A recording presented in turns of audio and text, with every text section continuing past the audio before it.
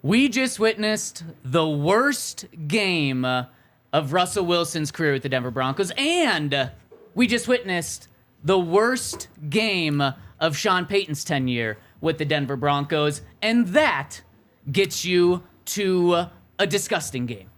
And 1-5.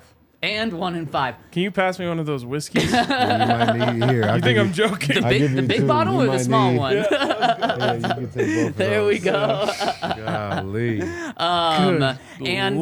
Speaking of 1-5, the first time the Broncos have been 1-5 since 1994. Wade Phillips was the head coach that year. He was fired at the end of the year, and the Broncos finished 7-9 that season. So just to show you how unusual this is. We're used to bad football around here, unfortunately, for the past almost decade, but we're not used to this bad of football. And we all thought last year was rock bottom. No, it's not.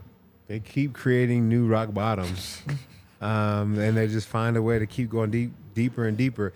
That was a terrible game. I thought the defense played much better than I thought they would, though. Yep. The Chiefs did move the ball a lot, but I mean, when you're settling for field goals against the Chiefs, that always makes you happy.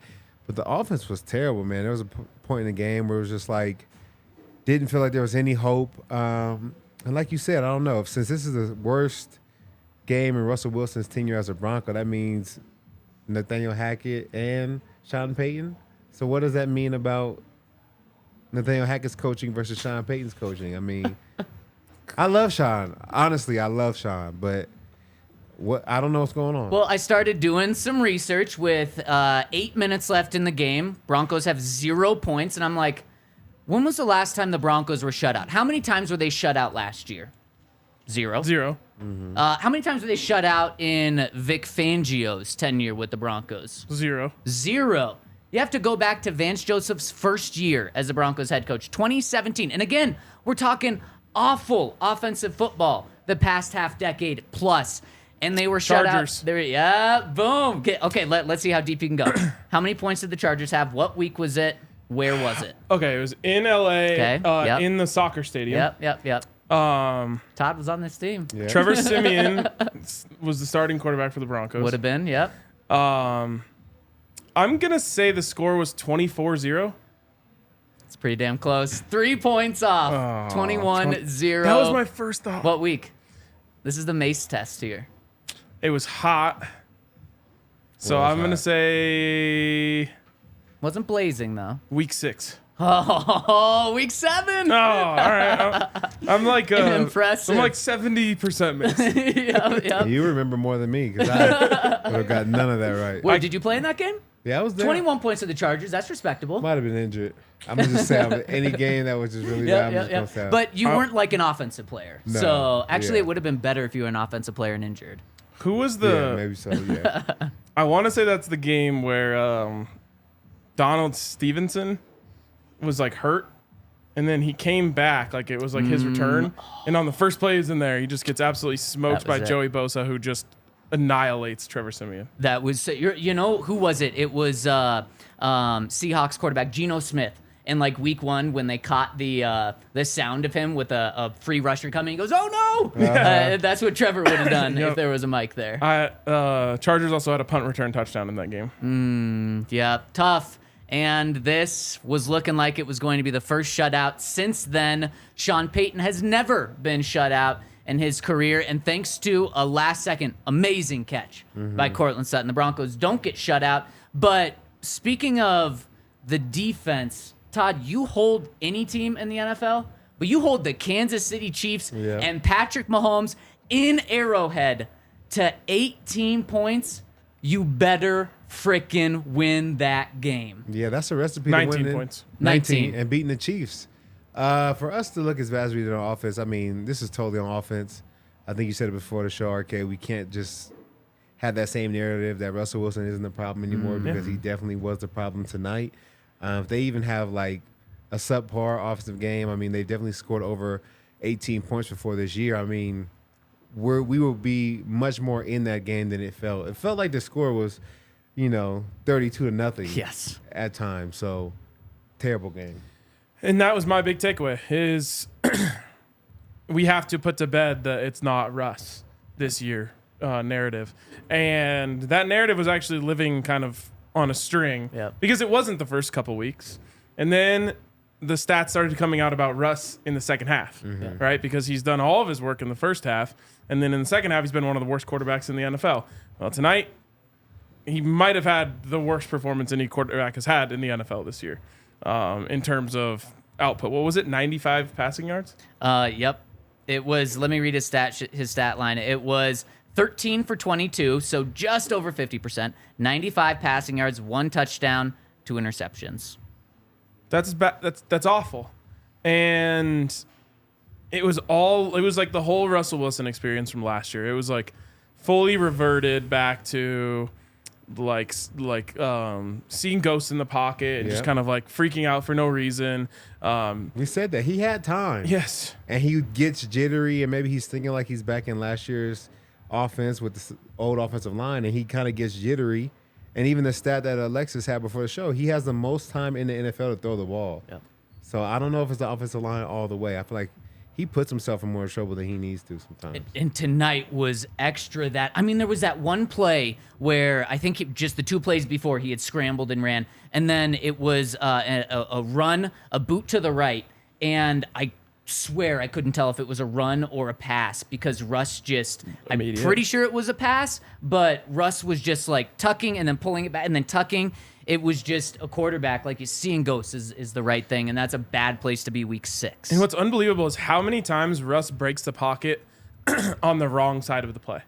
Because I'm always like, how is no one open? And then, credit to the Thursday Night Football broadcast, they kept kind of showing that back view. Well, there's 3 routes going left and Russell Wilson's running right. And it's like, there's no one there. The 4th down where like he still, should have thrown the ball, just throw it up. Right. Early in the game. Right. You look back, like the only person on his side of the field is Cortland Sutton, who has 2 defenders on top of him. Still, I'm saying throw that ball and just see what happens. But it's just, I don't know. It feels so out of sync. It felt exactly 100% like last year, all game. Batted passes at the line. Like we said, leaving the pocket before he needed to. Missing open receivers. And I'm tired of seeing this narrative out there that's like, why would you tank for Caleb Williams? Like, he's not going to fix the problem. Russ isn't the biggest problem.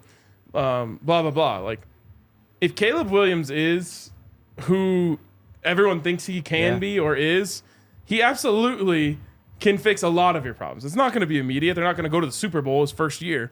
But, like, that's where I'm at. It's like, yes, give me Caleb Williams. It's a glimmer of hope to somehow get out of this dark, dark place where the Broncos are, where I don't see a path out. Like, it doesn't feel – the path out was Russ is better with Sean. Well, that path is now gone. Yep.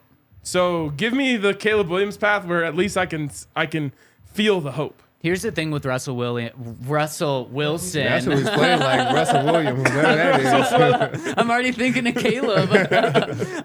Here's the thing with Russ is his stats were better than his play. Let's go, Ryan. Taking some bourbon. Some bourbon. I feel like I'm losing my voice for about the 4th time in 4 weeks. And whiskey helps that. Yeah, it needs a little. Of course. And here's the thing with Russ. His stats, even entering tonight, were better than his play. Sean Payton was doing a good job of really limiting what Russ could do, which is scary because I think it showed that Sean couldn't fully give everything to Russ. But regardless of that, Russ was not the problem for this team before tonight. Probably even with tonight, he's not the number one issue. But even before tonight, when he had 11 touchdowns to 2 interceptions, he wasn't the answer. And at that quarterback position, you've got to be the answer. You can't just be as good as everyone else on the team. You have to be better than everyone, specifically on the offensive side of the ball, to raise everyone's boats so that Peyton Manning is turning these no-name receivers into good receivers. So Peyton Manning's turning great receivers into elite, unstoppable receivers, where Peyton Manning's taking an offensive line that he played with in Super Bowl 48 and Super Bowl 50 and making them seem great. And you do that as an elite quarterback. And Russ, even before tonight's performance, has not been that. Yeah, they say great players raise the play of all the guys around them, and I don't think he's doing it. I don't think he's really bringing guys to new heights and allowing them to be their best by showing them how to win. And he's not creating plays like you said. I didn't think we were losing because of him, but we definitely weren't winning because of him. Like, we don't look at the tape and say, oh, Russ put together a spectacular play here, and that's why we were able to win this game. That wasn't happening. There'd be one or two plays where like, oh, that was a nice pass by Russ, but more than that, it'd be Jaleel McLaughlin or Marvin Mims putting together something to do a big-time play. It wasn't because of him, so I don't know where we go from here. Like RK said, I feel like I'm kind of in a limbo now because I don't see really a way out. And, you could trade some guys, but I don't know what we really get for that. I feel like we're in a long, long rebuilding process. Yeah, and that's what stinks. And I think the path out is to get the quarterback, and it is there. And really quick, to the person in the comments who said he already publicly said he's not playing for the Broncos, you got to stop getting your news from Facebook. that is definitely true. And there was something that happened at the end of the first half. A timeout by the Broncos. It couldn't have been, because that just would have been. A lot of people said fireable offense. It's like, no, it just has to be wrong. They could have called it wrong. So we just got intel on what happened at the end of the first half. And let's talk about it after I tell you about our friends over at Breckenridge Brewery. Ryan's got the Breckenridge Distillery on set. We've got the Breckenridge Brew on set, Broncos Country. But don't worry if you don't want to be drinking Broncos Country right now. We're getting some cold weather soon. Vanilla Porter Jr. Nuggets going to double overtime today. Unfortunately, the loudest the bar was today was when they hit the shot to go into overtime. Is that what it was? There's like 0.6 seconds on the clock. They threw a lob, tipped it in. It was cool. Yeah, that was the highlight tonight since the Broncos weren't scoring any points. And if you want your highlight of the weekend, you got to get over to Breckenridge Beer. Make it down to the bar. And if you can't make it down to the bar, go to breckbrew.com to see where you can find all the Breckenridge beer closest to you at breckbrew.com. Yeah, and if you love your home and you know you're going to be there for a while, unlike most of this Broncos roster, make sure you're protecting your home with the Red Hawk Roofing. They're the best roofers in Denver. They have quality materials, decades of experience. They're available 24/7. They have a quick response time. They're huge DNVR supporters like much of you guys are. So if you're looking for a new roof over your home or business, be sure to check out Red Hawk Roofing at redhawkroofing.com and tell them DNVR sent you. All right, let's set the scene. 28 seconds left in the first half. Broncos have the ball at their own 44-yard line, 3rd and 5. So there's enough time for the Broncos to get the ball or to keep the ball, get some yards, get a field goal, maybe a touchdown. And there's also enough time if the Broncos don't get that. We know the Chiefs, all they need is 16 seconds? Is that what it was in the Bills AFC Championship game? So there's time for both teams. You got to manage the clock well here. Broncos have one timeout left. Chiefs still have a couple. 3rd and 5, Russell Wilson gets sacked. Brutal sack, 7-yard loss. Now it's like, oh my gosh. Now you're really thinking like, geez, the Chiefs could score. But they've got to burn a timeout, right? No. Timeout. Broncos. Wait, it's 4th and 12. Timeout Broncos? Everywhere says it. All the official stats say it. The refs say it. And you guys, we're all losing our mind. No, I was 100% sure that was incorrect. I was talking to people downstairs just saying, like, nope, no chance. They just got it wrong. Obviously, it was a Chiefs timeout. And it wasn't. We just found out from Sean Payton. He admitted that he called that timeout. It was not an official mistake. He called it a boneheaded mistake. He says he was off a down. You can't be. Does it you happen? can't be off a down. You can't be. If Nathaniel Hackett did this last year, Jerry Rosburg is in here the next day as potentially the head coach or at least the game net. Yes. This is inexcusable. Yeah, this is really bad. I think it just can't happen. I mean, he's been a head coach in the league for 16 years. I know we talked about, is this tanking? I don't know if he needed to call that call for them to lose this game, but it definitely doesn't make sense. Yeah, I mean, as a Buffs fan, I'm pro not counting the downs correctly. But that has to be the official, Yes. not the head coach. It's supposed to be the official, not the head coach. Sean Payton is supposed to be a savant. He's supposed to be a guy who has all the answers. He's supposed to be a guy who has coached for so long that game management is like second nature to him. And to be honest, to this point in the season, I have felt comfortable with his game management. Even at the end of the game, like I thought he managed the timeout situation correctly. But Right. it's at the worst, very worrying, and at the best, like blatant tanking. Yeah. And I don't know if there's like anything in between there that's anything good. Well, no, there's nothing. This better be blatant tanking Yes. by Sean Payton. And you can look at things and say, this is real. Because he put out that clip last year when he was on Fox. And Ryan, you tweeted it a couple of days ago or during the Broncos when they were down. And it's Sean saying there's going to be teams that intentionally tank for Caleb Williams. That's how good he is. Now, Sean is making this inexcusable call. You're 1-5 with the team that he said he'd be pissed off if it wasn't a playoff team. Things are falling apart. This is the worst the Broncos have been in God knows how long. And you make this call, which did have a big impact on the game. And we'll get back to that in a second. But I hope this is intentional tanking. If not, there have been so many things that you can look at where Sean Payton has been a big reason the Broncos have lost every single game or nearly every single game this year. Go ahead. Okay, so I just want to add one more thing to this. The play calls last week were so bad that's when I started to believe the tanking was really real. Because Russ, as we know, doesn't change it at the line. So Sean has pretty much control over what's happening.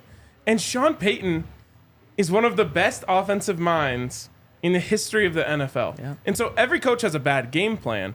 But when it's 3rd and long and it's obvious zone coverage and you're running man-beater schemes, red flags are going off for me.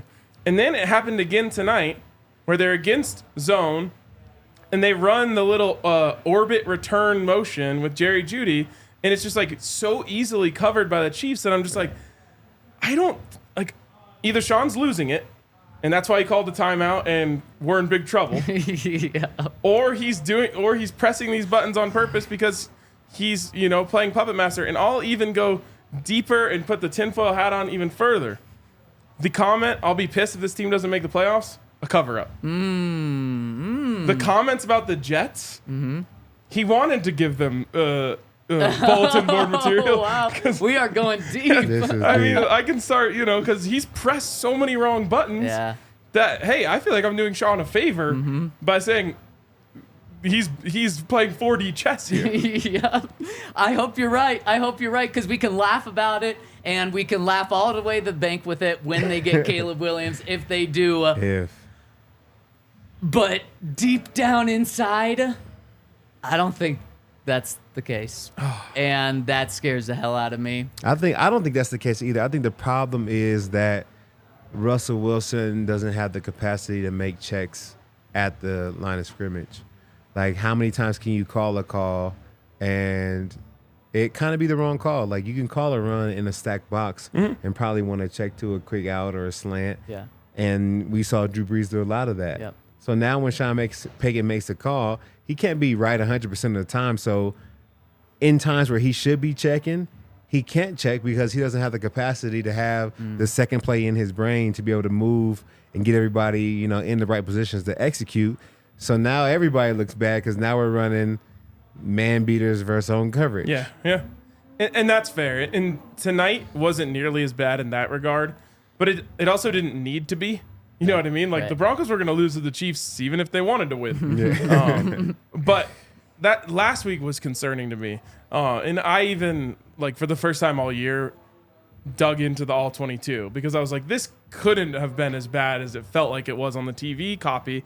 And it was worse. Like, I don't know. Like it was one of those things where it was like you couldn't have tried to call worse plays in a lot of these situations. Yeah. And I just don't believe that Sean Payton is that bad. And what's so concerning, in a 4-5 day stretch, the Broncos lose to Nathaniel Hackett and his offense. And look, the offense looks really bad in that. And then Sean Payton looks worse or just as bad as Nathaniel Hackett did last year in terms of play calling, working with Russ, game management. I mean, all of that. And this isn't the first time that all of these things have popped up. It's not just like one bad game from it all. So, Ryan, I hope that tinfoil hat that you've got so far on your head is right, or else, my goodness, it's not just, I mean, we've already established that it's not just the coach, it's not just the quarterback, it's everything. And now it's the quarterback again, so it's the entire roster plus the quarterback.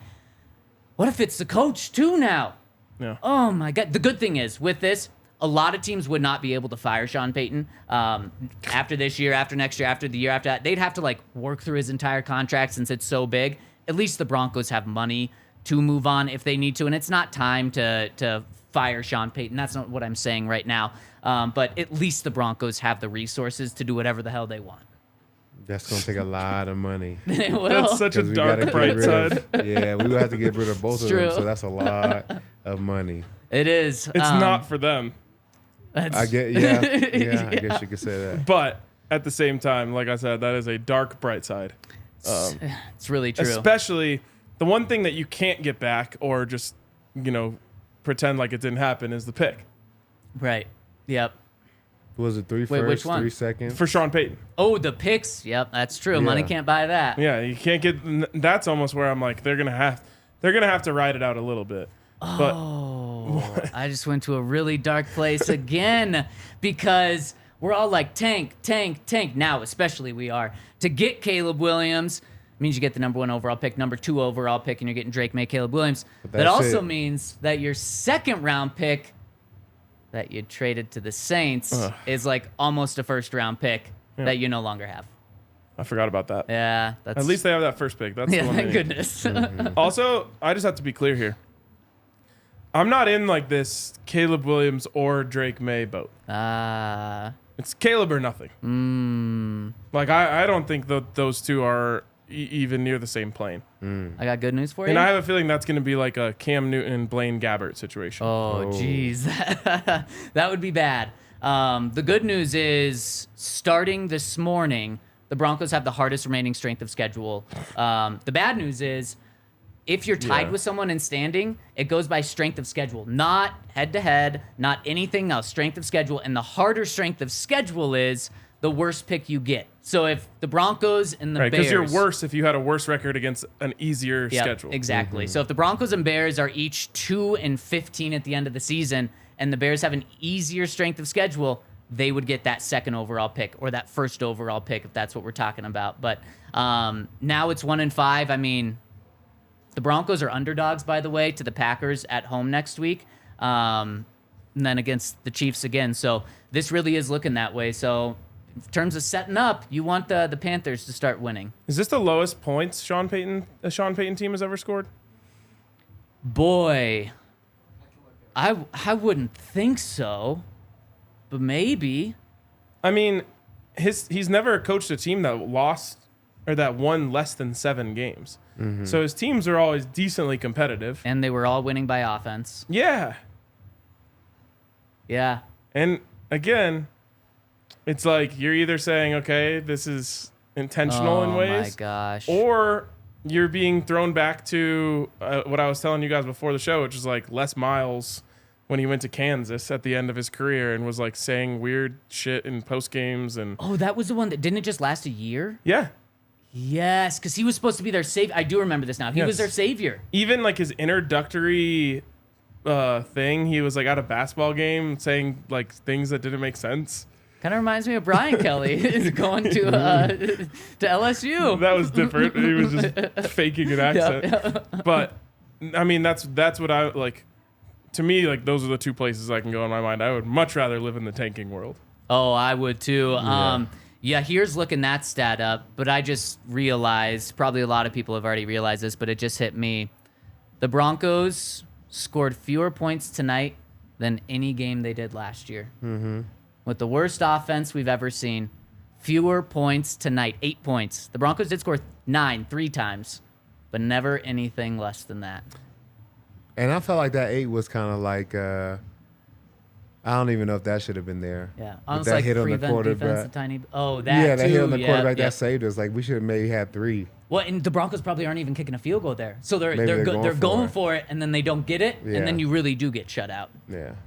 I guess at least thank you, whatever Chiefs fan that or whatever Chiefs player that yeah, was, for sure. for hitting him, because we're talking about another absolute embarrassment. I mean, losing to the Chiefs. Come on, we all predicted that they were going to lose. Only one person on our crew picked the Broncos to cover, and Alexis picked them to cover by half a point. So no one believed that they were going to do that. So this loss isn't embarrassing, but a shutout would have been. What I hated the most is I just felt like the Chiefs were just trying stuff for other games. Like, they weren't being even realistic in, like, 4th and 2 and 3rd and 2 situations. They were just putting it in Wildcat, seeing what worked to use down the line for future games. Like, there was no respect there. They just were trying whatever they thought, they could use down the line. Todd, the first drive that the Chiefs have, they're doing the Kelsey catch the ball, then toss it. Who knows if that was That designed? was like the second play of the game. Like a hitch and ladder. Yeah, they're doing that on the second play of the game. Yeah. Like, you would expect teams to do this in scenarios where they have to have it, or Exactly. scenarios where, they're against the Raiders, they're doing the ring around when they're killing them or something, and it was so disrespectful. It's even more disrespectful to do that stuff when it's a close game. Yeah, they had no respect for the Broncos, and they were, like I said, they were just trying stuff, trick plays. When you do a hook and ladder, that's like a end of game option instead of doing like a Hail Mary. Like, that's like them coming out and just throwing Hail Marys all game long. The Chiefs have been treating the Broncos like a lab rat for years. Yeah. And tonight was probably the most disrespectful one I've seen because of what you said, Zach. It wasn't like they were just comfortable, let's just have some fun with it. It was like, there's no way we're losing this game, so we might as well just have fun. Yeah, and then what? And to be fair, that cost them. Yes, it did. At no point in the game did any of their bullshit work. No. And Patrick Mahomes was also playing like that. Like, I can literally just, with Nick Bonito holding onto my leg, I can just throw this ball up. That's such a stupid thing to do. And I would think he thinks twice about that, doing that against the Bengals, doing that against the Bills. He probably just throws it away, I would have to imagine, or goes down. But against the Broncos, they're not going to score. What's it matter? I have literally never lost to them, is what he's saying. Even like my backup, or the guy that played before me, had barely lost to them, and Alex Smith. He took some L's against Payton. Yeah, We for sure whooped Alex Smith. yeah. Real quick, down that Sean Payton stat, the least amount of points as offensive coordinator was 3 points. That's for the Giants in 2001. That doesn't count. For the New Orleans Saints, it was 7. So he beat it 7. by 1. Oh, We're barely. not So bad. one touchdown. Yep. Yeah. Yep. This ties it. That's exactly what it was. And it was, and then that 2 point. What year was that? Yeah. I believe that was 2006. Oh my! So his very first year. Yeah. Wow. First year with Sean. Maybe it's only up from here. Sean. Okay, second year. Well, shoot, we can't really say that. That fake field goal, that's also just ridiculous. It's 4th and 2, Yeah. and you're gonna sneak a tight end from With your that, kicker being the one pushing. Yeah. Like, come on. That is just, they were trying to embarrass the hell Yep. out of the Broncos and laugh in their face when they did it. And just from a football standpoint, if you want to go for these short yarded situations, you have the best quarterback in the world. Yes. Never take him off the field. Just call a normal play with him out there. Even if you want to run it up the middle, just do it with him out there and you have the defense on their heels. Even, the Wildcat, zone read with Kadarius Toney. Right. If you really care and you're in a close game and you're worried about it, Yep. you're just letting Patrick Mahomes do his thing. Yep. But they just wanted to experiment. And I've heard that Andy Reid essentially allows any coach, any person involved in the team to draw up a play on like one of the days. Like you can just bring a play and like he'll decide if he likes it. Like it felt like it was just like bring your kid to work day that day, and they were just running whatever the kids called. Yeah, I can remember at least almost like 5 or 6 trick plays. And you talk about a short week, like they didn't even practice this stuff. Right. Like they That's just such a good point. they just was probably either drawing it up, or it was like, remember that thing we did first week of training camp? Yeah. Let's do that right now. You know, do the guys remember that? Like Right. they didn't practice this stuff. They didn't run it full speed in practice. They didn't even have the time to really put it in. Like it's truly disrespectful. It is, and It does make me feel better that it didn't work though. Oh, absolutely. Like that'll help me sleep a couple more hours tonight. But wait, which Kadarius Toney one were you talking about? Were you talking about the option? Yeah. What about the pass. fullback handoff, toss back, Yeah. pass? I forgot how many times they tried to just Yeah. embarrass the None Broncos. of it worked though. Zero. No, it didn't. Yeah. 0 out of 5 or whatever it Yeah. was. Yeah. And they it's- still lost. And I promise you, Kadarius Toney will not get any trick plays called for him in important games because he made the wrong read on the option Should have gave it. and he just threw it into double coverage on the reverse pass. And that's why you try these plays in games where you know you're not going to lose, and that just sucks that the Broncos are at this point. That doesn't make rock bottom, but that's kind of like another thing that you just throw in, and you're like, oh shit, that's the way this season's going. And if something bad happens to you, you need to call our friends over at Backus and Shanker, where true. if you need to sue, smash the 222-2222 to set up a free consultation. They're going to work on your case for free until they win, and they know all about winning, unlike the 2023 Denver Broncos, because they've won Dang. over $1 billion for their clients, and you don't pay them until they win for you. So if you're hurt in an auto accident, motorcycle, ride share, pedestrian, truck, they can even help if you're injured at work. Give them a call at Backus and Shanker at 222-2222. Also, shout out to our friends at Breckenridge Distillery. Yes. I go through like waves where I like a certain drink. And I had been off of a whiskey wave for a while, a bourbon wave. And then one of the nights here, I drank one of these Breck distilleries, got me right back on a bourbon wave. So good. It's so good. Both of these Broncos blends have like a nice sweet finish to them, Yep. which is what I like my favorite kind of bourbon because I usually drink it like as like a little after dinner treat. Yep. So shout out to Breckenridge Distillery. These things are delicious. This one I have here is the Mile High blend. Everyone needs something to drink during this Broncos season. Make yours Breckenridge Distillery. Absolutely. And Todd, I know you guys talked about this on the countdown, the pregame show, but Jerry Jeudy, I mean, he, speaking of like grabbing headlines like the Broncos have in all the wrong ways this season, that was Jerry Jeudy before the game started. And you could tell right then, like, this is not going to be a good game for Jerry Jeudy. For those of you that don't know what happened pregame, Steve Smith, since the game was on NFL Network, or no, it was on Prime. Yeah. But the NFL Network was there. Steve Smith was there. And I guess on Steve Smith's podcast, some point fairly recently, he called Jerry Jeudy a jag, just a guy. And Jerry Jeudy heard it and was pissed about it. So Steve Smith went over because he said it wasn't right. I shouldn't have said that. Went over to apparently apologize to Jerry Jeudy, and Jerry Jeudy wanted nothing to do with him. Before he even got a chance to apologize. He talked him off, and then Steve Smith, being a job on TV, went right over the TV.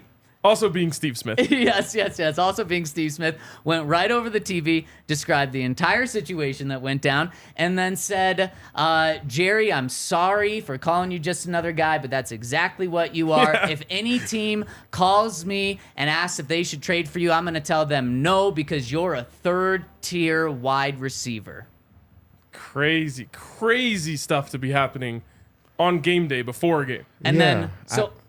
Why even like I don't even understand. Like in this one, I can't just say that Steve Smith was right. Like you said something on camera, and if he doesn't want to talk about it while he's trying to prepare for the game, he doesn't have to talk about it right now. Like, and I don't have to be your friend about what you said. Like you chose a decision to say something. Yep. Doesn't mean I have to just accept your apology, bruh. Yeah. I'm trying to get prepared to play right now. F off. Yeah. Like I can talk to you when I want to talk to you, but I don't have to give you the time just because you're on TV or you had a career. Like, I got to talk to you while I'm trying to get my mind right. Man, stop talking to me. Like, you said what you said. Let me play my game. Yeah. I respect what you're saying. Absolutely. And it's a little different for Steve Smith than it is for me. But I promise you, I would never, ever, ever try to even talk to a player on game day on the field, let alone apologize to them for something that clearly, caused, or you felt like might have caused beef between you. Total wrong place, wrong time. And this is the second time in 2 nights that something kind of similar to this has happened, where the whole thing with the Phillies. Yep. Where the Braves player was mocking Bryce Harper in his own clubhouse, and the reporter posted it, and it caused the whole stir. I mean, pretty much lost the Braves the series. And, I was actually on the side of Orlando Arcia, who said, like, sorry, I thought I was in my own clubhouse and I could do whatever I wanted. Like, I thought there was a line crossed there. Now, I also get the idea of, like, it's the playoffs. Just assume you're being watched at all times. Like, you're under a big stage. But the same thing kind of applies here. Jerry, definitely in the wrong in the way he handled it. I think he could have just ignored him and just walked away. But it's kind of like, I think it's poor form to just like turn around and go on TV, basically tell everyone that he cursed you out. Yeah. And then also kind of go back on your apology because now you're emotional and kind of worked up about it. That being said, does it not feel like Jerry was like purposefully tanking his trade value? Oh, wow. You have the conspiracy theory strong tonight. I just mean, like, that's crazy. It's so crazy to cause this much of a stir before a game, and then you didn't even tell the rest of it. Yep.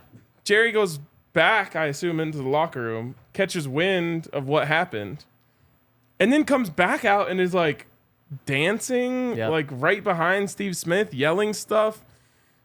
It just goes back to the problem with Jerry Jeudy his entire career, which is maturity. I'm like with what you were saying, Todd, about, Steve Smith not being in the right either. But the lack of maturity from Jerry Jeudy is why we're in this situation right now talking about trading him in the first place. Like, he has not displayed the ability to carry himself like a professional at any point. And I honestly don't feel like because I remember his rookie season defending him. I was like, I don't remember how old he was. But I think he's like 21. Yeah. And I'm defending him, and I'm saying, like, he's a 21-year-old kid. He's just entered the pros. Let's give him some time. But I don't feel like he's any more mature today than he was then.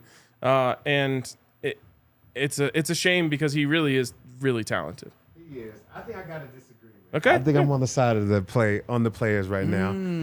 I think if you know Jerry, he's a quiet guy. He don't even really say too much. But if you poke me, like, you can't, as Philip Lindsay, you can't take a jab at me. But you take a jab at me, and then I can't say that you watched it from the couch. You did watch it from the couch. He didn't even tag you. It doesn't matter. You were on the couch tweeting it. Like, that's the truth. If you want to say what you said was the truth, then I just said the truth too. Yeah, fair. And the same thing for Steve Smith. Like, we watch that hype up video with me every week. Yep. When I'm getting ready to play, I'm a different person. Yeah. I don't even cuss day to day. But I'm cussing like crazy on the tape because I'm hyped. Like, I turn into a different animal on the field. It's actually really true. I just don't understand him trying to talk to him. And then I understand, like, Jerry come back out like, oh, you went back on TV and said something else? Like, I feel like it's a huge problem now. Like, all I said was, like, whatever he says, like, basically, I don't want to talk right now. Not saying we can't ever squash it, but just right now, leave me alone, bruh. And to be fair, Todd, this happened like 1 hour before the game. I mean, they're warming up. Jerry has his pads on, and the team is going through He's their probably their listening team to Tupac for like the last 45 minutes. Like, he is not in a calm space right now. Yeah. But my thing was when this other video of James Palmer that he put out where it seems like then Jerry was, I swore I saw Greg Dulcich like running routes in the background, and it just seemed to me like maybe he's now disconnected from the team right now. And is this going to go and impact him on the field? Now, that's not fair that Steve Smith did that to him. And who knows if it did. Jerry Jeudy goes out, has 3 catches for 14 yards. Just a game where on one side there were people thinking maybe Cortland Sutton and Jerry Jeudy are going to get the Alberto game. And when I say that, I mean the feature game. We're going to go feature you in this game to try to bump your trade value so that teams are talking about you, so that you guys are everywhere and we can trade you after this. And Jerry certainly didn't have that. Cortland didn't have that either. And it's just another disappointing game for Jerry Jeudy and this Broncos #1 paid receiver room. Yep. I just have to say I'm so thankful we have Todd on the show. Yeah. Like, Yeah, because it's a great perspective. I like that we disagree on Yeah. this, and I'm really thankful to have your perspective on it because it's an important perspective to have, and you know, I think it's easy for people at home or people like me to look at it and see it a certain way, but it is true. Like, you're trying to become a different person before you go onto a football field. You have to be successful out there. So it's a layered thing, but I'll just put it this way: whether it was intentional or not, it certainly did not help Jerry Jeudy's trade value. No, it didn't. It didn't. And speaking of Jerry Jeudy's trade value, this coming from Troy Rank, Jerry Jeudy didn't have any comment about that exchange with Steve Smith and what it did for his game. But Troy asked him about trade rumors, and he said, quote, "I am present where my feet are." Todd, as a former player, do we read into that? Because I would be reading into it a ton. I think it's the truth. I mean, I think he hears the trade rumors and he has no control over it. So it's basically like, man, if you want to trade me, you're going to trade me. So wherever I'm at, I'm like, you got what's a Rolling Stone? Wherever I lay my hat is my home. You know what I'm saying? Like, I have no control. So I guess wherever I'm at, that's where I'm going to be present. That's what I'm trying to make the most of, because there's literally nothing he can do if the team wants to move on from him. He can't like call the front office to say like, I really want to be here. Like, no, they've made their decision. Like, he just kind of got to roll with it now. Let me just say this. I know they just got Claypool, but if you're the Miami Dolphins, why would you not trade to have Jerry Jeudy come be your third receiver and reunite with Tua? Oh, man. And would Jalen be Waddle. Jalen Waddle, Tyreek Hill, and Jerry Jeudy Yeah. with Tua. Like, and the price is, unfortunately for the Broncos, not going to be that high. No, it's And they're not going to already be. building like the most unstoppable offense ever with speed and athleticism. And he'll be and all, running so. better routes that fit Jerry Jeudy, like long crossing routes, deep over routes. Like, all they have him running at the Broncos is he runs a slant all the time, or he'll run like a 7 route, which is like a corner, but you break it off before it's a full corner. Like, those are the only catches I see Jerry have, and those are the only routes I see him run. Like, for him to be explosive, he has to run explosive routes, and they're not doing it with him. No. I can't even remember them targeting him on a 9 this year. No. It honestly feels like Jerry is not part of the game plan. It feels like when he gets the ball, it's either a screen, which I guess is part of the game plan, or it's like an afterthought. And it's, to me, when a coach does something that doesn't make sense once, maybe it's because they messed up. Maybe it's because I don't know what the hell I'm talking about. Maybe it's because a play just broke another way. But when it's 6 weeks into a season and this guy that just seems so talented is not involved in the game plan, you kind of got to take a step back and say, maybe it's not the coaches, maybe it's how they view this player. And so I think it's pretty clear that they do not view Jerry Jeudy as the number 15 overall pick in a very deep wide receiver class. They view him far from that. Well, and Zach, this goes back to a conversation we had at the Combine 2 years ago. So not this last Combine, but the one before it. Talking to a Broncos coach at the time, and I was like still hype on Jerry. And I was just like, man, Jerry, we just get him a quarterback, he's going to go crazy, right? And I could not believe the reaction I got from the coach, which was just like, I don't know about that. And I was like taken aback. And we came home that night and we were talking about it. And I was like, I can't believe that they were that cold on Jerry. And that goes to what you're saying. Like, I don't think they see him as a centerpiece of the offense at all. Yeah, no, and this is what, 3 coaches now? Now, to be fair to Jerry, too, what is it, 3 different offensive coordinators in the past 3 years, maybe even 4 in the 4 years he's been here.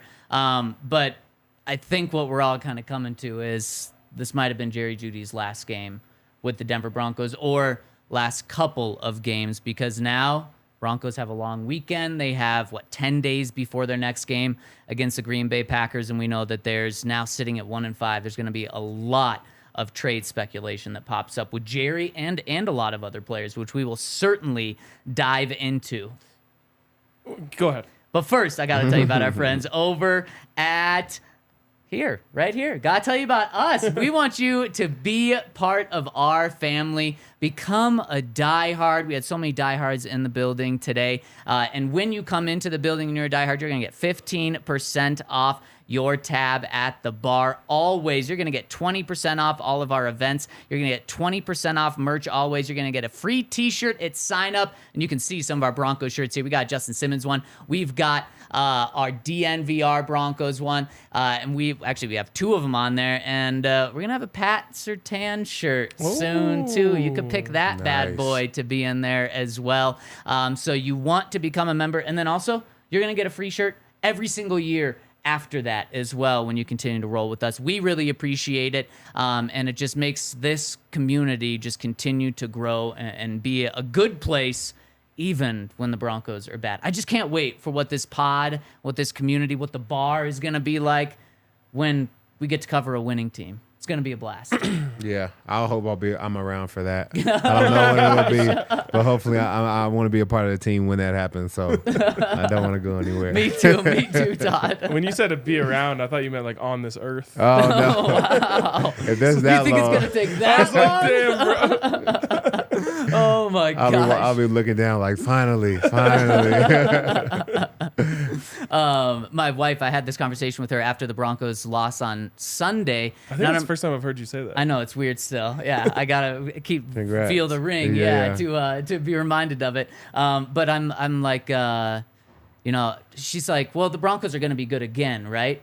And I was like, yeah, like probably. And she's like, well, every team like has to be good at some point, right? And I was like, yeah, every team probably is good at some point, but the Broncos have already been good, so maybe they've already had that. I would have said, don't tell the Lions.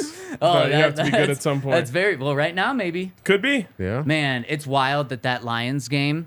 I still look at the Lions game that the Broncos play in December and think like, initially I'm like, Oh, the not Lions. bad, and then I realize like, wait, no. This ain't 4-1. This is Yeah. a different Lions team. Yeah, probably 5-1 after this week. Yeah. I do think that was Jerry Jeudy's last game as a Bronco. I'm taken back to Emmanuel Sanders' last game as a Bronco. If you remember that, there was like a scene, and then all of a sudden he just didn't come out of the halftime locker room. Yeah. And You were there for that. Yeah, I was there. And then a couple days later, he wasn't a Bronco anymore. Yep. And I fear that's what this is headed towards, which is it's sad for me because I was so excited when the Broncos drafted Jerry Jeudy. But I just want everyone to keep this in mind. Like, you trade away Jerry Jeudy, I know he hasn't been that good, but he's starting for a reason. You trade away these other guys who are going to be desired. I don't know if they're going to trade Justin Simmons because he's just such an important part of the locker room. Mm-hmm. But you trade Justin Simmons, you trade Jerry Jeudy, you trade some of these other pieces, like, they're going to be worse. And I don't know if everyone's ready for that. Well, if you want to tank, then you are. Oh, they're not going to have to tank. Like, the roster is already really low on the barometer of where NFL teams are.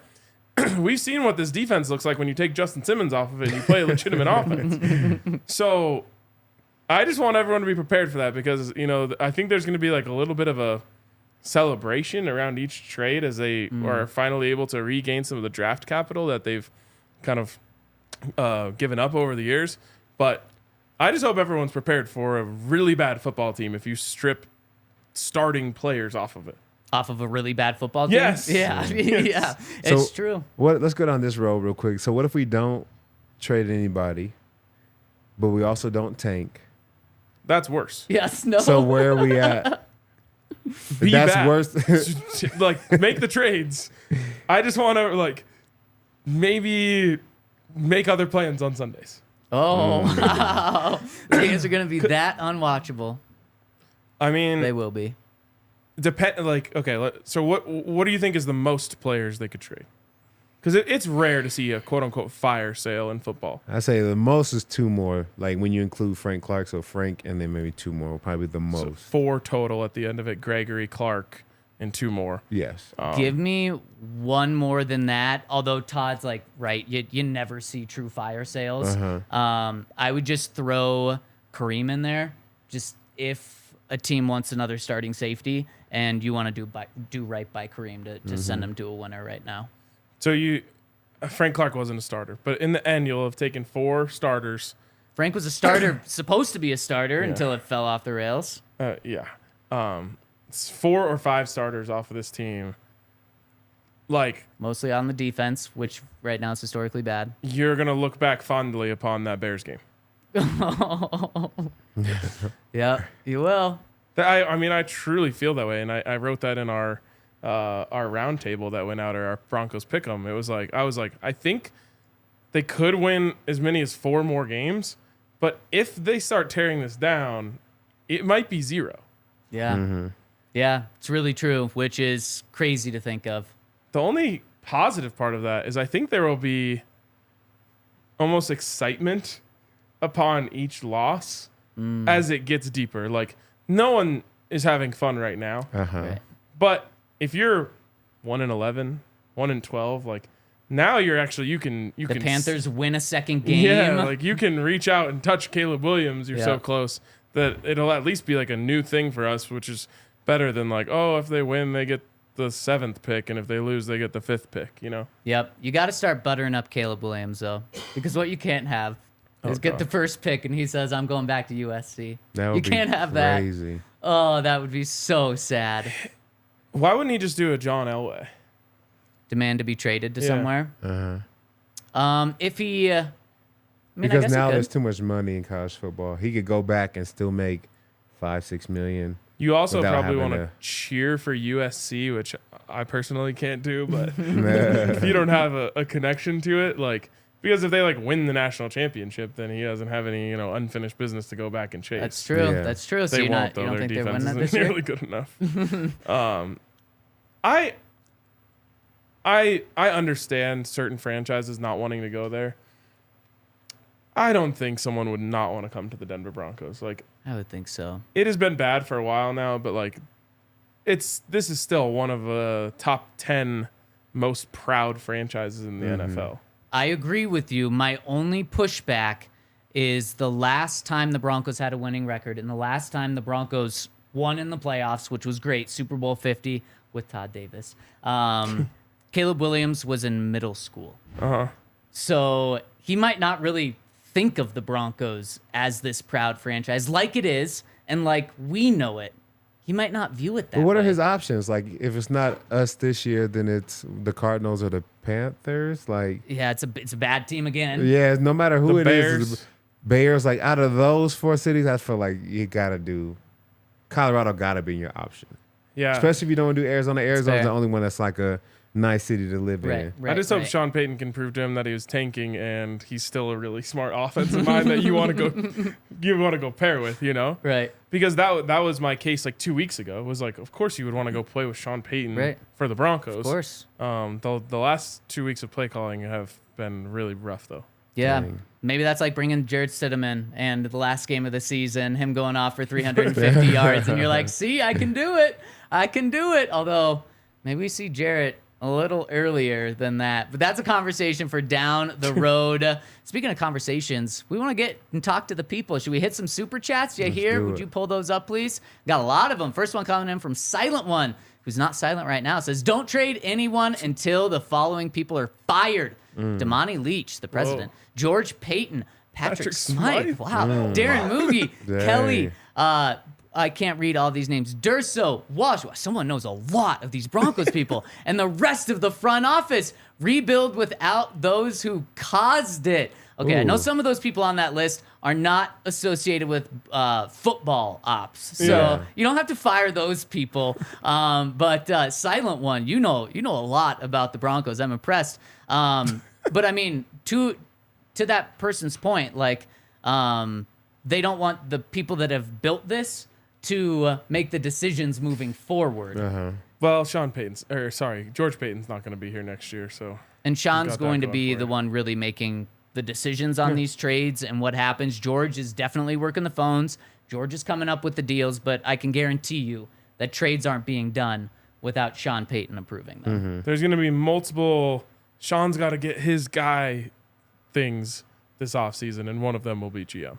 Yep, totally agree. Kyle coming in and says, how bad it could get if the Broncos, quote, tank for a rebuild helmed by Sean Payton to only have him retire. He's not gonna stick around. Oh, he'll be here for the glory if they get Caleb Williams. What if it's like the 3rd overall pick?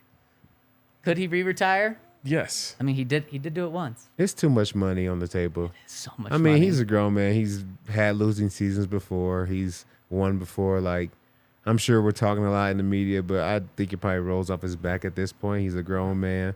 And I think if we just talked and it was bad for 3 more years, he'd probably collect his checks, Yeah. go to the mastermind group, Yep. and just live a great life. Yep.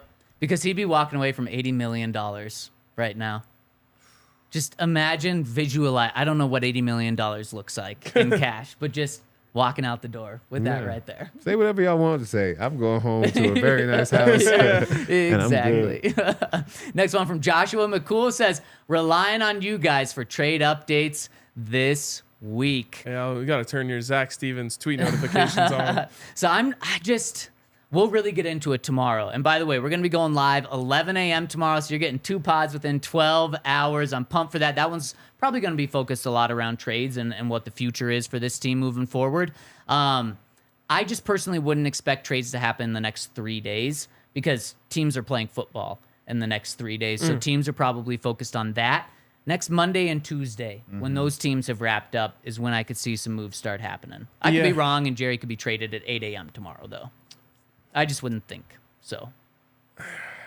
The only benefit, I guess, of that for a team would be like, oh, they can essentially have him in the building by Sunday.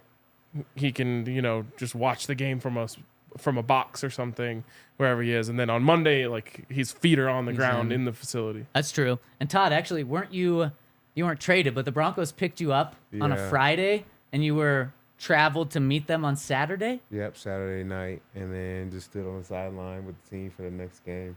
Yeah, they asked me if I could play. I was like, I don't know the playbook, so don't put me in I don't there. want to look like a fool and get Exactly, cut. do not throw me in there. Smart. Kenji says, thinking of holding a jersey burning ceremony on Sunday night. dang. We need to break this curse somehow. Any other ideas?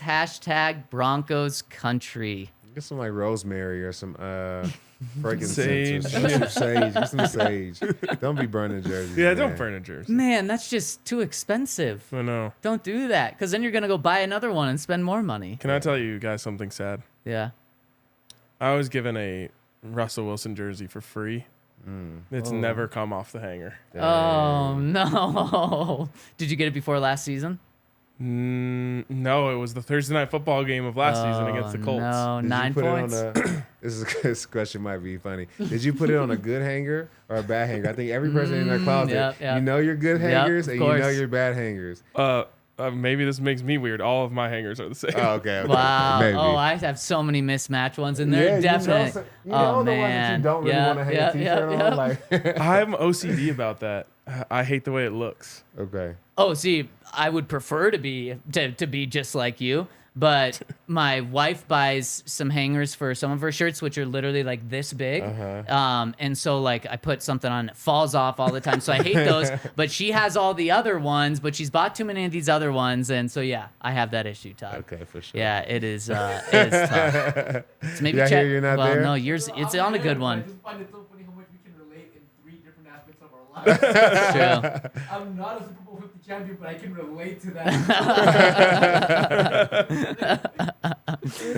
The best part of tonight.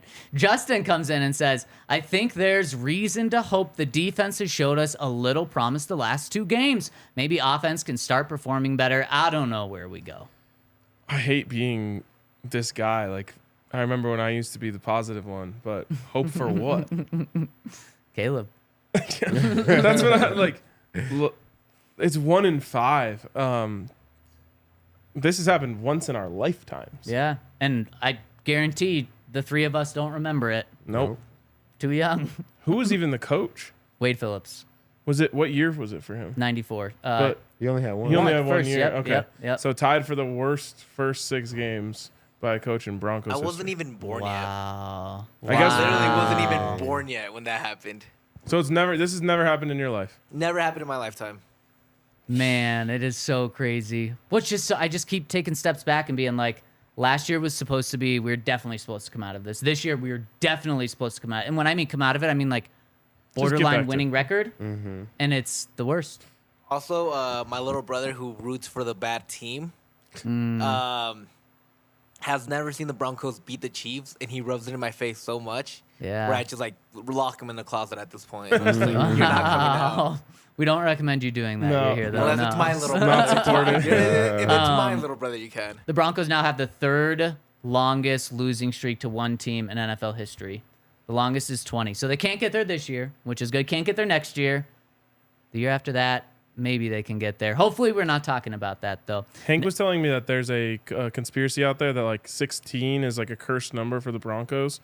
So that was why the 16-point thing last year. Now 16th loss to the Chiefs, but like now that those two things have happened, it's over. It means you break it now. Oh, Yeah. the 16 curse is Yeah, gone. yeah, Okay. it won't hit 17. Okay, I love that. Wait, Todd, really quick, speaking of the defense, is there, when you start having good red zone defense, is there something to that you can build on, or is it just a fluky 2 games that happen to be back-to-back?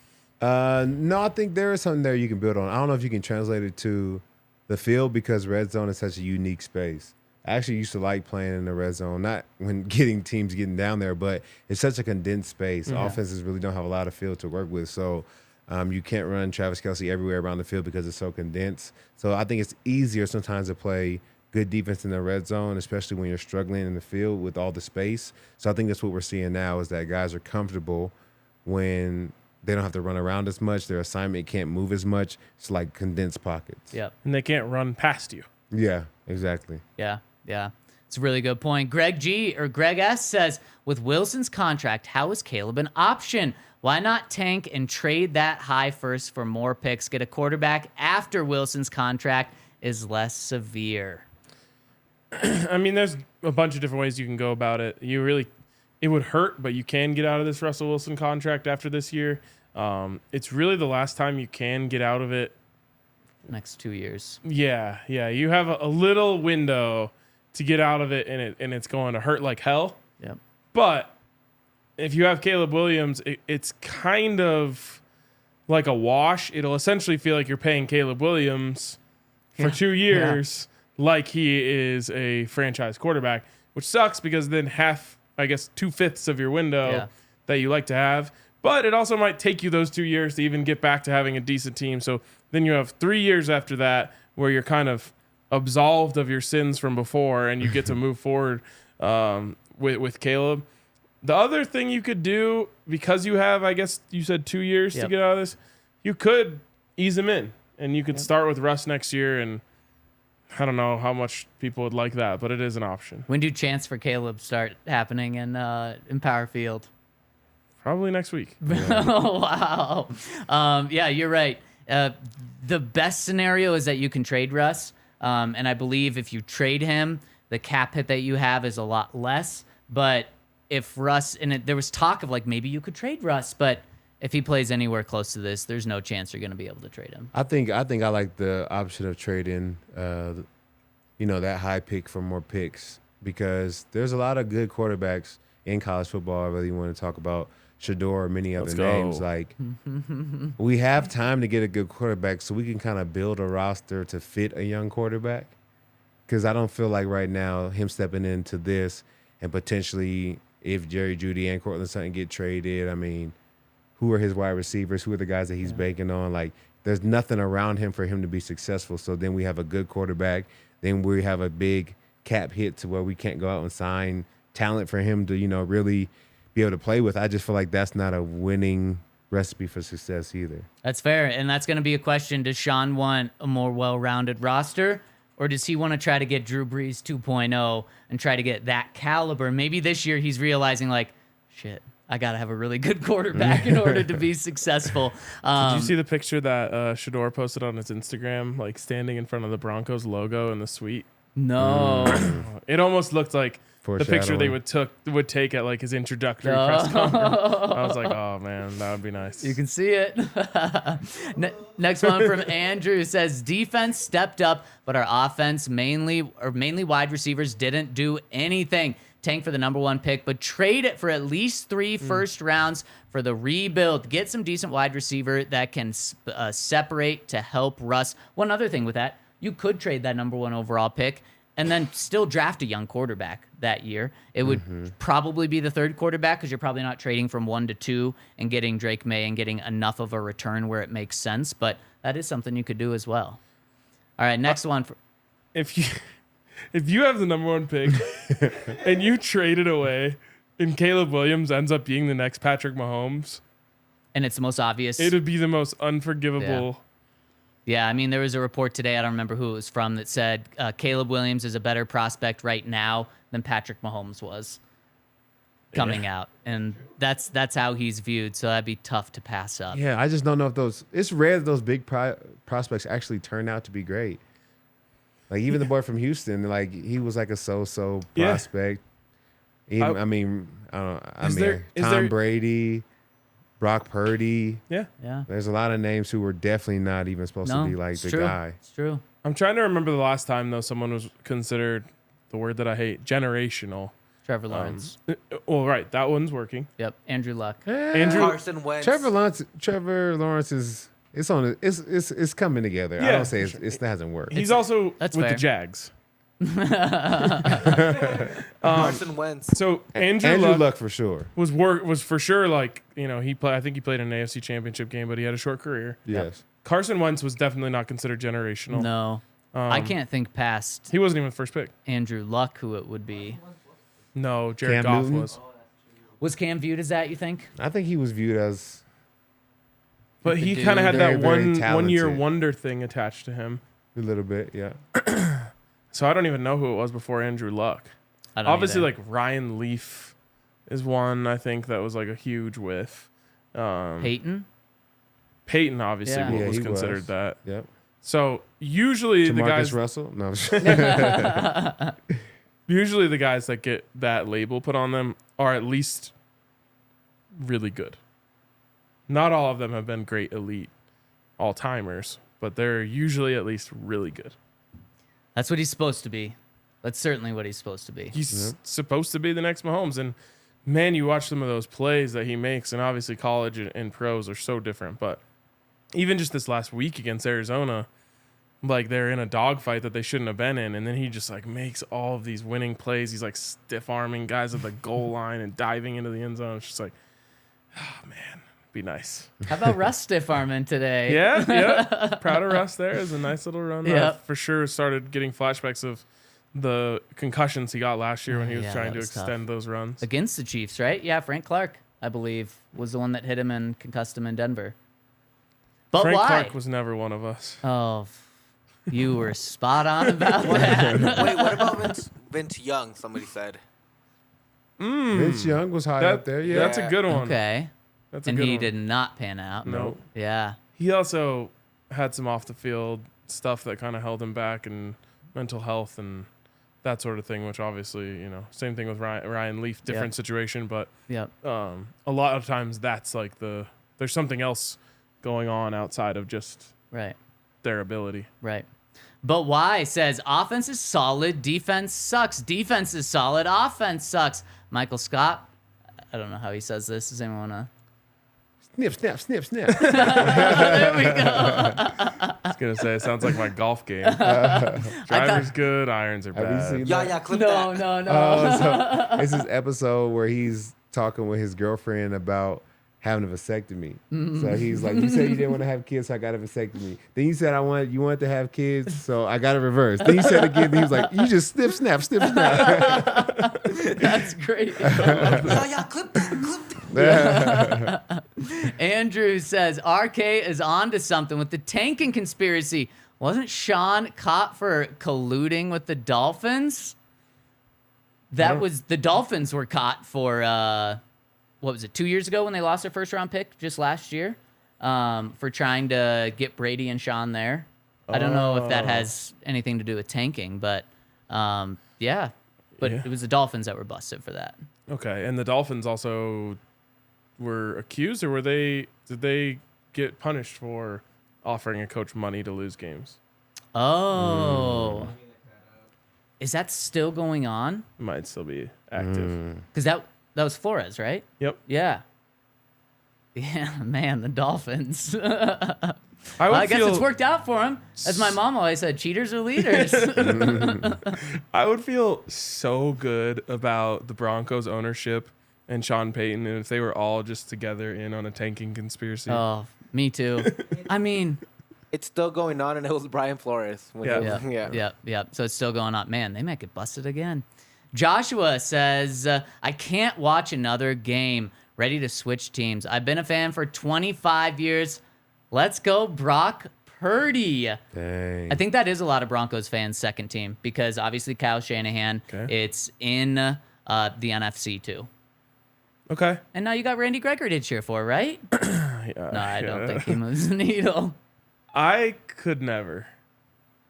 Switch teams, truly. Yeah, I'm not going to shame anyone for doing whatever they need to do. Like, the Broncos, I can't really tell you why you should be investing your time or energy into them. Caleb. But there's no way I could just move on to a new team.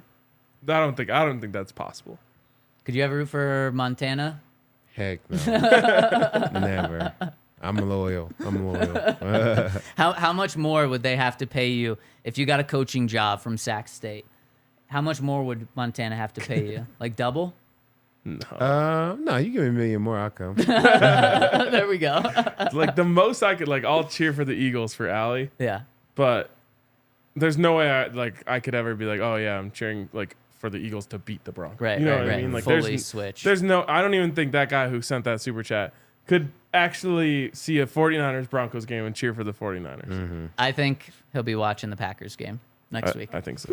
It's we all have this sickness. It's true. It's true. We're right There's back. no cure. Yep. You wake up with a hangover and you're like, I'm done. No more. Next night, you get the call from a friend. Yeah. You're out. Grady says, fair to say this is a nail in the coffin for the Russ era in Denver. This just ain't going to work out, in my opinion. Like I said at the beginning of the show, to me, the whole thing that you're just building up in your head is, okay, Sean is going to fix Russ. Mm-hmm. When I liked Sean Payton, in the coaching cycle, my whole thing was if there's anyone that can fix Russ, it's Sean. Mm-hmm. The fact that Russ just had his worst game as a Bronco with Sean Payton as his coach against a good defense, you could even say would you call it a top defense? Right now, yeah. Okay. I think technically every single ranking there is 10th. Okay. So not elite, but good. So yeah, exactly. A good but not elite defense is really, really concerning. And I think that it's fair to give Sean Payton more than 6 games to try and figure out this project and try and turn Russ around. But the fact that it's going the wrong way is really, really concerning. And to the commenter says, is that the end of the Russ era? It certainly took away all good feelings everyone had about this potential thing flipping. Mm-hmm. So I don't know if it's the end, even if it's just metaphorically the end, but there's not a single person in Broncos country who is not in full prove it mode now, meaning you've got to put together 5 straight really good games before people are going to start turning around. Yeah, and the big thing is going to be, where do the Broncos land? If it is 1 or 2, I don't think the Broncos pass on one of those quarterbacks. But what if they are 3 or 5 or 6 and they're not getting one of those quarterbacks? Are you getting the 3rd best quarterback in a draft and then also paying Russell Wilson $80 million to leave your team? That contract really is going to be a tricky thing to navigate here. And that's why, honestly, when he has bad games, it becomes clear he's not the future. but it makes it also more difficult to move on from because no team's going to trade for him if he plays anywhere close to this. So, I mean, we're not going to be lacking storylines moving forward with this team. Broncos never do. And every game is still going to be very important for the future of the team, even though it's not as important on a week-to-week basis. Yep. Next one from Chop says, I think Sean is tanking. It makes sense. We got ex-Oklahoma teammates, and the fact he's a Mahomes prototype, Sean gets a second chance at drafting his Mahomes. Telling y'all, this is the best world that we can live in right now. This is all just a big brain operation. You mean reality? Wow. Hey, I hope so. It's a good reality. Yeah. Yeah. Just a pinky in the brain. Yeah, we're gonna take over the world. Oh, man. Oh God! This Don't do one, this. Last time you said this is when you told us that Sean Payton actually called the timeout. Yeah, this one. Yeah, this coming in from Mike Kliss, a Sean Payton quote. Quote, to win in our league, you've got to be better throwing the ball. Speaking of Russ. Now, obviously, maybe he could have backed that up, and maybe we ask him tomorrow about it, and he says, well, you know, it's all 11 guys, me as well, play caller, but that is just a direct shot right now. Wasn't nearly as bad as the timeout one. Well, that's very true. Corny Hendricks coming in and says, man, that loss hurt. Seems like either the offense is good or the defense is good. They never work together. And also throw special teams in there. I mean, special teams hurt them last week as well when they were in a tight game. And speaking of special teams, I mean, now you see Montrell Washington out there with the Chiefs, and like he has a fumble, which is like, okay, classic. But then you see him take a return 30 yards or something. It's like, come on. We already saw this with Isaiah McKenzie. He doesn't work for the Broncos. They move on from him clearly too early when they shouldn't have. He goes out and balls with the Bills. The commenter said, "Man, that loss hurt." I'm jealous. Yeah. I wish it hurt for me. I wish you cared. I do care. Just the losses don't hurt like they used to. Yeah, it's true because you're so used to them. Yeah. Alexander Brown says, tank trade pick for more picks and build for Arch Manning. So he's another young quarterback that we Yep, could potentially get a couple years from now. Yep. Not a bad choice. Give me Shador before 2026. Arch. Oh. There we go. Do you have to have a watch on to do it? I mean, can't Shador really does do it in it. the game without his watch. That's true. Yeah, you guys have some bling watches. Those are nice. Of course, yours is. I can't really compete with Todd. Wait, I gotta. Yeah. Slide it down. Oh, baby. Ivory Hotline says, hey, Todd, I am a student at Sac State senior year. Stingers up. Stingers what up. was your favorite place to go out around the area? So glad you're on the pod. Oh, thanks, man. Definitely Stingers up. Shout out to Sac State. I used to go out to Midtown, downtown Sacaria.